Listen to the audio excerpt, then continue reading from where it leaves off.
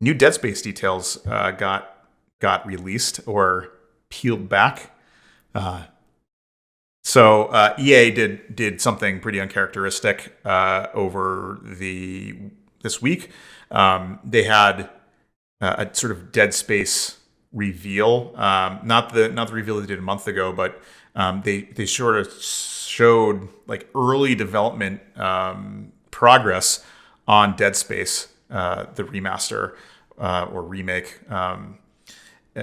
So they showed off an awful lot of where the team's at currently, some of the progress that they're making and how they're making it, and then early, gray box type footage of their new battle system. So we'll go over the new points quickly, and we'll sort of talk about what this means for EA and in the progress of the game thus far, based off of what we saw. So real quickly, the video stream had sort of like a candid talk between Philip Duchamp and Roman Campus Oriol, senior producer and creative director, respectively. They did like a full on chat with a game streamer, actually, who was kind of conducting the interview to go over new features. What did they show off, Eric? They showed off kind of their new adjustments to how they have taken some of the assets from the original game and kind of played with them, added them into the Frostbite engine, the modern Frostbite engine, and upgraded the visuals for these things. When I say they bring in the assets, what I'm talking about is the models for like the hallway. That was one of the major things they showed was, here's a hallway from Dead Space 1 on the PS3. Here's what it looks like in the new engine, where we took those walls and the floors and all of the assets there. We brought them in.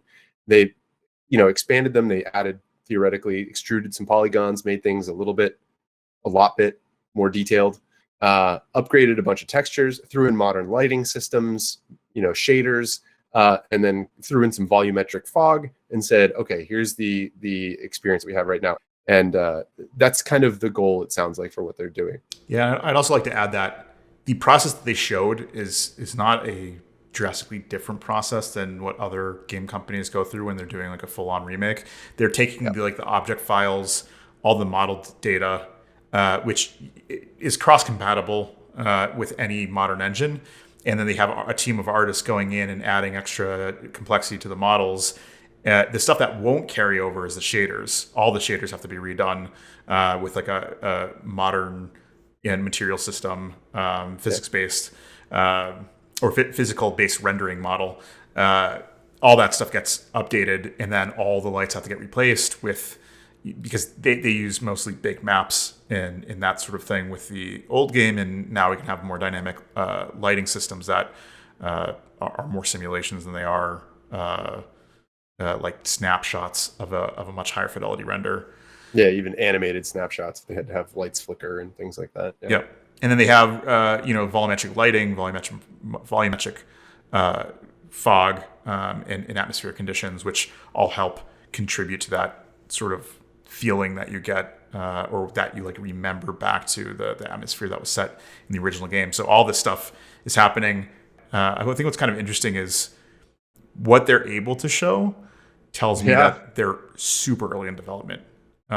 Not like, I'm sure they have a whole team of people working to get all the models up to date, but that's just getting the geometry and visuals to match modern day hardware. Then there's the whole on feature changes, which they also highlight. So do you want to talk about those sort of changes they made to that they're looking to make for the game?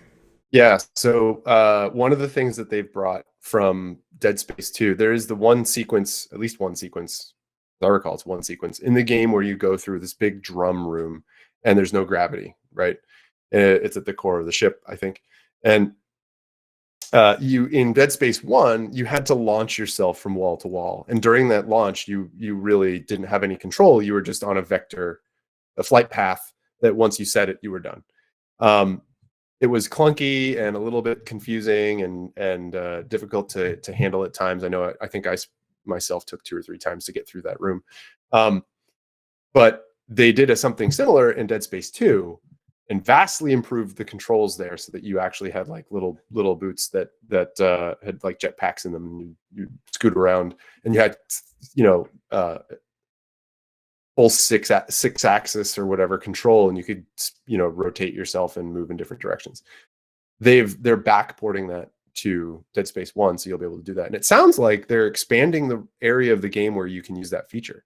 So it's not just in that room, but they're trying to expand out the amount of hallway and some of the rooms that you would go into, and add little bits that you can discover as new elements with this new ability. They did mention that in Dead Space 1, probably by looking at the actual models and seeing what parts of the model was cut off, probably because of a shortened development timeline or just trying to make their deadlines. They cut full-on rooms that would have been features, that they're able to figure out what could have been there. And I think they're expanding upon that and adding to the game that might have been intended to be part of the original game that never was.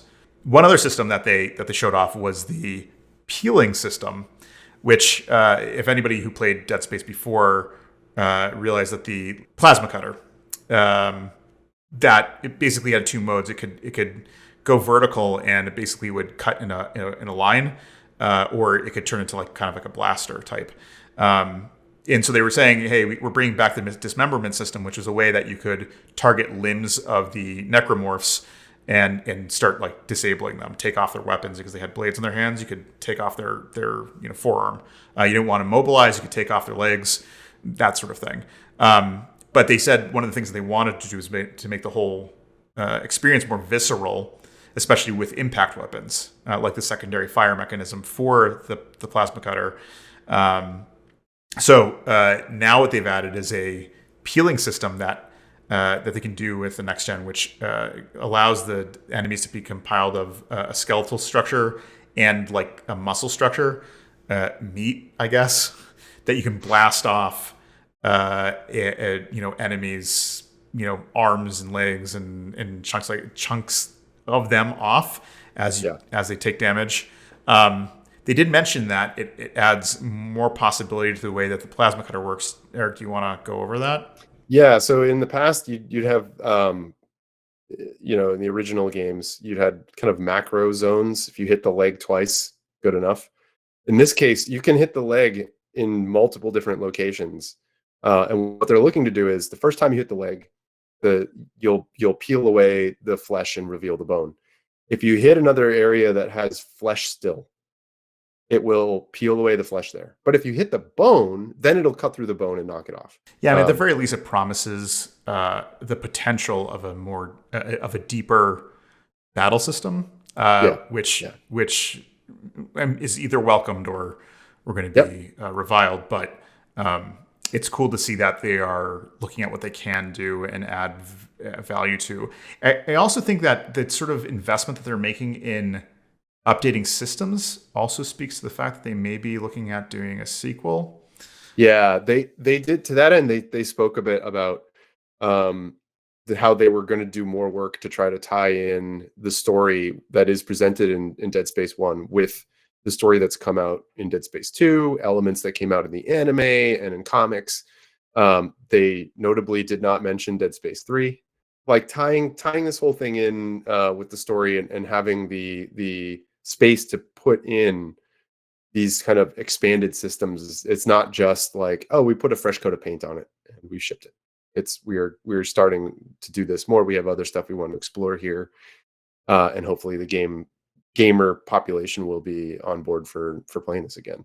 And that sort of investment, I think, speaks to the fact that more investment into the title will help get people to play it, but also speaks to a potential that they're not done with the series. Yeah, which would be great. Agreed. As someone who thoroughly enjoyed Dead Space 1 and Dead Space 2, I am very excited to see it come back, and in a format where story is the story in that horror sense and survival, the elements that made the first two games so good is going to be focused on. Like that's actually one of the things that was interesting about this, that they mentioned how this kind of came along. They're working with gamers, particularly those who have stuck with the series for a long time. They built a little bit of a, I don't know, they had a term for it, but I'm blanking on it, like a little group that they, like a strike team of players and personalities in the games industry who enjoy the game, uh, and we're kind of consulting with them and saying, "Here's what we're doing. Please give us your thoughts. This is the new design for this. What do you think? What are you concerned about here? Does this, what does this not cover for you in terms of the things?" There seems to be just a broader strategy from EA that Yeah, is more pro consumer than they have been in the past, because frequently they've taken steps that were anti-consumer yeah, and pro money making that have reasonably brought a lot of anger from fans. Plus, they're not making the same amount of money they did with Madden. Madden's on a declining trend, which means that their bread and butter is not going to be the only thing they have to make money on. So I think that the type of progress we're seeing from EA is really encouraging, and I look forward to seeing updates from Dead Space in the future.